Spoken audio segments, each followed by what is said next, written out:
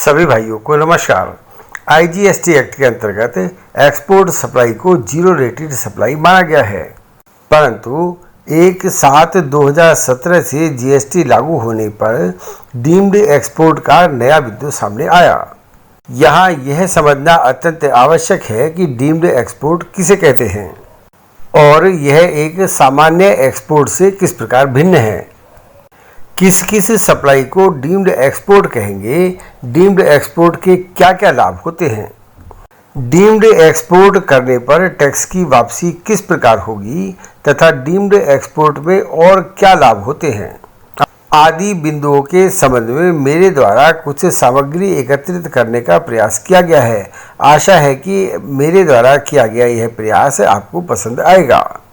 मेरा आपसे नम्र निवेदन है कि इस वीडियो को पूरा सुनें ताकि मेरे द्वारा किए गए प्रयासों को ठीक से सुना जा सके, तथा यदि मेरे विचारों में कोई गलती हो या आपका कोई सुझाव हो तो मुझे उस गलती या उस सुझाव से हमें 9012631620 या 9837652179 पर अवश्य अवगत कराएं, तथा इस वीडियो को सब्सक्राइब करके बेल आइकॉन पर अवश्य क्लिक कर दें ताकि नए नोटिफिकेशन आपको मिलते रहें, तथा इस वीडियो को क्लिक करने के बाद अपने दोस्तों आदि में शेयर भी कर दें ताकि मुझे और अधिक प्रोत्साहन मिलता रहे।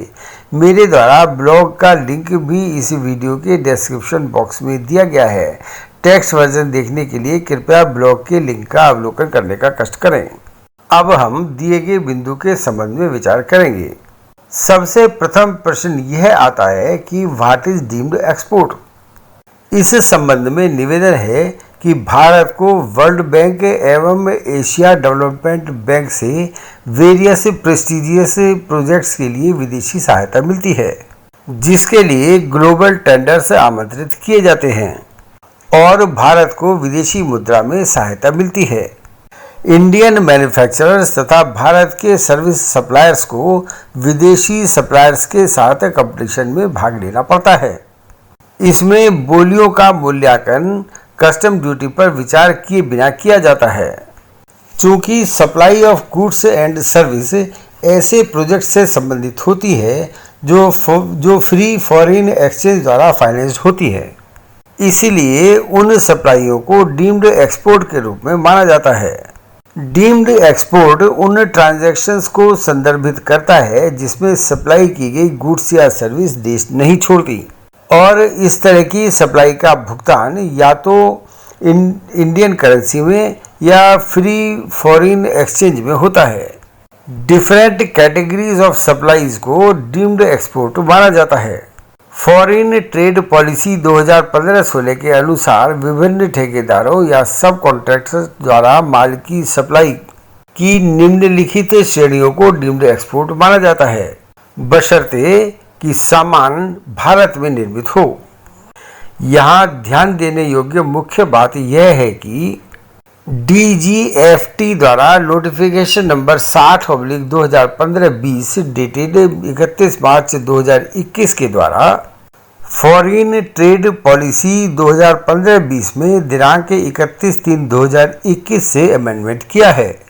इन संशोधनों का वर्णन मेरे द्वारा फॉरेन ट्रेड पॉलिसी 15-20 के उल्लेख के बाद किया गया है। अब यहाँ फॉरेन ट्रेड पॉलिसी 2015-20 का संक्षेप में वर्णन करना आवश्यक है। क्लॉज ए, ड्यूटी एग्जेम्पशन या ड्यूटी रेमिशन स्कीम के अंतर्गत एडवांस लाइसेंस के विरुद्ध माल की सप्लाई या वार्षिक आवश्यकता के लिए एडवांस लाइसेंस के विरुद्ध माल की सप्लाई करना। Clause B, export oriented unit EOU को माल की सप्लाई करना या सॉफ्टवेयर टेक्नोलॉजी पार्क STP को माल की सप्लाई करना या electronic hardware technology park EHTP को माल की सप्लाई करना या बायोटेक्नोलॉजी पार्क BTP को माल की सप्लाई करना। Clause C, export promotion capital goods EPCG scheme के तहत लाइसेंस होल्डर को कैपिटल गुड्स की सप्लाई करना। Clause D, department of economic affairs या इंटरनेशनल कॉम्पिटिटिव बिडिंग्स के तहत मिनिस्ट्री ऑफ फाइनेंस द्वारा नोटिफाइड तथा मल्टीलेटरल और बाइलेटरल एजेंसीज या फंड्स द्वारा फाइनेंस्ड प्रोजेक्ट्स के लिए माल की सप्लाई, जहां लीगल एग्रीमेंट में यह व्यवस्था की गई हो कि टेंडर्स के वैल्यूएशन को कस्टम ड्यूटी शामिल किए बिना किया जाएगा। Clause E, supply of capital goods, जिसमें अनअसेंबल्ड या डिसअसेंबल्ड कंडीशंस के साथ साथ plant, machinery, accessories, tools, dies के तथा ऐसे सामान शामिल हैं जो कॉमर्शियल प्रोडक्शन की स्टेज तक स्थापना के उद्देश्य के लिए उपयोग किए जाते हैं और उर्वरक पौधों के मूल्य के 10% तक की सीमा तक होते हैं। क्लॉज एफ, किसी भी प्रोजेक्ट के लिए या किसी भी पर्पस के लिए माल की सप्लाई जिसके संबंध में मिनिस्ट्री ऑफ फाइनेंस द्वारा नोटिफिकेशन जारी करके जीरो कस्टम ड्यूटी पर ऐसे सामानों के आयात की अनुमति दी गई है। क्लॉज जी, पावर प्रोजेक्ट्स या रिफाइनरीज के लिए माल की सप्लाई जो ऊपर की क्लॉज एफ में शामिल नहीं है।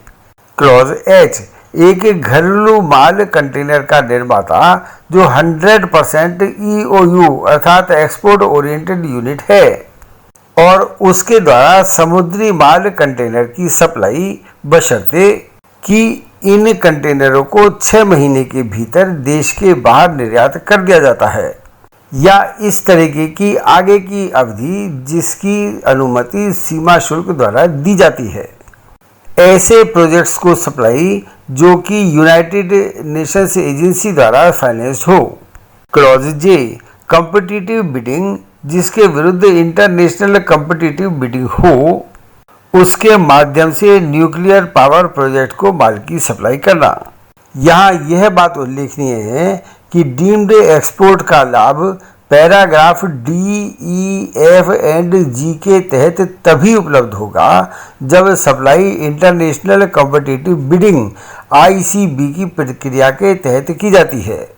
जैसा कि ऊपर वर्णन किया गया है, यहाँ यह ध्यान देने योग्य महत्वपूर्ण बात है कि DGFT द्वारा नोटिफिकेशन नंबर 60/2015-16 डेटेड 31 मार्च 2020 के द्वारा फॉरेन ट्रेड पॉलिसी 2015-20 में दिनांक 31 मार्च 2021 से संशोधन किया है।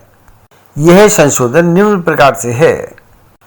फॉरेन ट्रेड पॉलिसी FTP की अवधि को 31 मार्च 2021 से बढ़ाकर 30 सितंबर 2021 तक बढ़ा दिया गया है। एडवांस ऑथराइजेशन के विरुद्ध आयात को 31 सितंबर 2021 तक के लिए IGST तथा कंपनसेशन सेस से एग्जेम्पशन दी गई है। Export promotion capital goods authorisation के विरुद्ध एक्सपोर्ट प्रमोशन के लिए जो कैपिटल गुड्स इंपोर्ट की जाती है उन्हें 30 सितंबर 2021 तक के लिए IGST तथा कंपनसेशन सेस से एग्जेम्पशन दी गई है। Export oriented unit EOU, electronic hardware technology park EHTP, software technology park STP या बायोटेक्नोलॉजी पार्क BTP को इंपोर्ट या प्रोक्योरमेंट पर बॉन्डेड वेयरहाउस इन सॉफ्टवेयर ट्रैफिक एरिया अर्थात DTA या international exhibition held in India के संबंध में IGST एवं कंपनसेशन सेस से 30 सितंबर 2021 तक के लिए IGST तथा कंपनसेशन सेस से एग्जेम्पशन दी गई है। डीम्ड एक्सपोर्ट के संबंध में GST एक्ट के अंतर्गत कुछ प्रावधान निम्न प्रकार से हैं।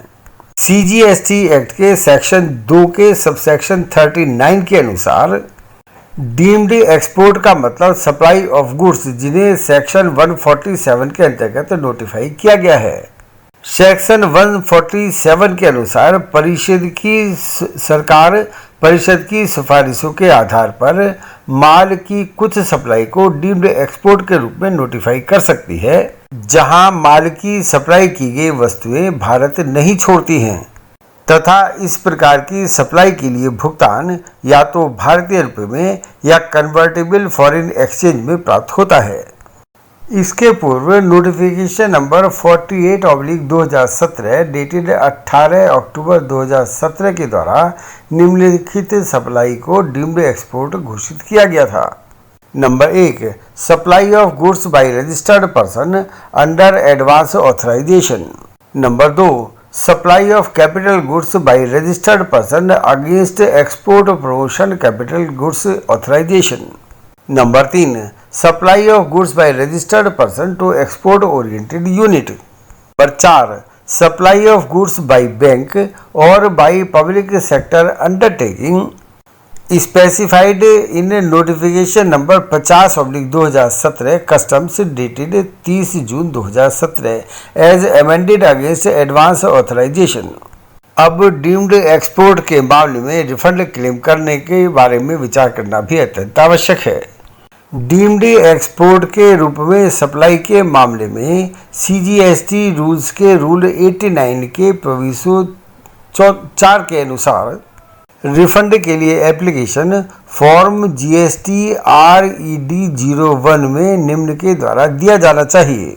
क्लॉज A, डीम्ड एक्सपोर्ट के रिसिपेंट के द्वारा, या क्लॉज B, डीम्ड एक्सपोर्ट के मामले में सप्लाई के सप्लायर द्वारा आवेदन, जहां रिसिपेंट द्वारा ऐसी सप्लाई पर ITC का लाभ नहीं लिया जाता है तथा रिसिपेंट द्वारा इस आशय की एक अंडरटेकिंग दाखिल की जाती है कि सप्लायर के द्वारा रिफंड के लिए दावा किया जा सकता है।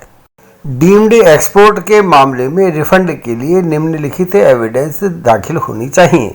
नंबर 1, एडवांस ऑथराइजेशन होल्डर या EPCG ऑथराइजेशन होल्डर अर्थात export promotion capital goods scheme authorisation holder के जुरिडिक्शनल ऑफिसर द्वारा जारी एक्नॉलेजमेंट जैसा भी मामला हो कि उक्त डीम्ड एक्सपोर्ट सप्लाई को एडवांस ऑथराइजेशन होल्डर या EPCG ऑथराइजेशन होल्डर द्वारा प्राप्त की गई है, या जिस टैक्स इनवॉइस के विरुद्ध सप्लायर द्वारा ऐसी सप्लाई की गई है जो कि एक्सपोर्ट ओरिएंटेड यूनिट के रिसिपेंट द्वारा ड्यूली साइंड होनी चाहिए कि डीम्ड एक्सपोर्ट सप्लाई को उसके द्वारा प्राप्त की गई है। इस प्रकार EOU एक्सपोर्ट ओरिएंटेड यूनिट के मामले में EOU द्वारा एक्नॉलेजमेंट ही पर्याप्त होगी। नंबर 2, डीम्ड एक्सपोर्ट सप्लाई के रिसिपेंट द्वारा जारी एक अंडरटेकिंग दाखिल की जानी चाहिए कि उसके द्वारा इस प्रकार की सप्लाई पर कोई इनपुट टैक्स क्रेडिट का लाभ नहीं लिया गया है। नंबर 3, डीम्ड एक्सपोर्ट सप्लाई के रिसिपेंट द्वारा जारी एक अंडरटेकिंग दाखिल की जानी चाहिए कि उसके द्वारा इस प्रकार की सप्लाई पर कोई इनपुट टैक्स क्रेडिट का लाभ नहीं लिया गया है तथा सप्लायर रिफंड का दावा किया जा सकता है। डीम्ड एक्सपोर्ट के अन्य लाभ निम्न प्रकार से हैं।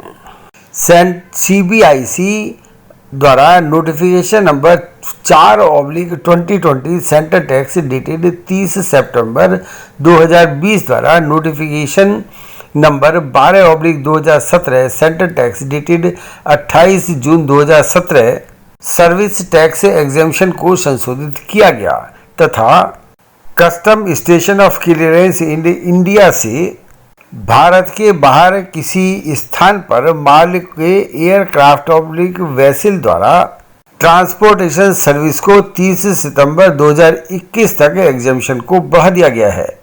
इस नोटिफिकेशन के प्रावधान निम्न प्रकार से हैं।